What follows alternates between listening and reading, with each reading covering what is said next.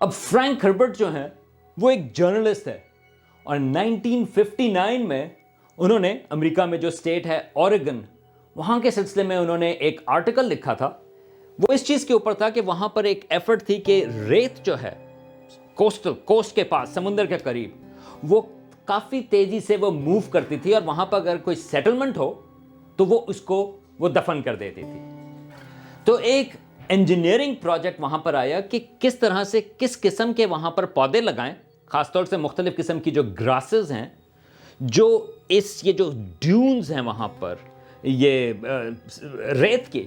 اس کو وہ کس طرح سے روک سکیں. تو اس سلسلے میں انہوں نے آرٹیکل بھی لکھا تھا اور وہ ایک لحاظ سے یہ جو ان کا سائنس فکشن ناول ہے وہ اس کی ایک جینیسس بنا. لیکن ناول جو ہے وہ کچھ سالوں کے بعد آیا 1960s میں. تو اس وقت انوائرمنٹل موومنٹ بھی شروع ہو گئی تھی. لوگوں کو یہ خیال آنا شروع ہوا تھا کہ کلائمیٹ چینج جو ہے وہ کافی مشکل پیدا کر سکتا ہے اور وہ کلائمیٹ چینج کے جو رسپانسبل ہیں وہ بھی انسانوں کی ایکٹیویٹی ہے. تو 1965 میں جب انہوں نے یہ ناول لکھا تو یہ جو ڈیون کا جو یہ پلانٹ ہے اراکس، اس میں یہ ایکالوجی کی چیزیں جو ہیں وہ ساتھ میں شامل آ گئیں، بلکہ ایک انوائرمنٹلسٹ جو ہے وہ اس میں ایک میجر کیریکٹر ہے کہ وہاں پر ہم کس طرح سے اگر ہم اس کو چینج کریں تو اس کا کیا امپیکٹ ہو سکتا ہے. تو میں خالی ایک مینشن کروں گا کہ یہ جو فرینک ہربرٹ ان کے جو ناول میں آئیڈیا تھا وہ ایک لحاظ سے ایک تھیوری ہے جس کو کہتے ہیں گایا تھیوری، جو ویسے تو 1970s میں پروپوز ہوئی تھی. جیمز لولاک ہیں اور ایک لن مارگولس، انہوں نے کمبائن، انہوں نے یہ آئیڈیا دے دیا تھا کہ یہ جو زمین ہے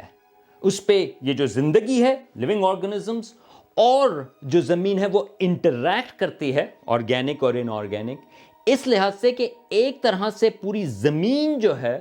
وہ ایک آرگنزم کی طرح ایکٹ کرتی ہے. مطلب یہ کہ اگر آپ اس کو کچھ جگہوں پر نقصان پہنچتا ہے تو وہ اس کو کمپنسیٹ کرتی ہے دوسری جگہ کے اوپر.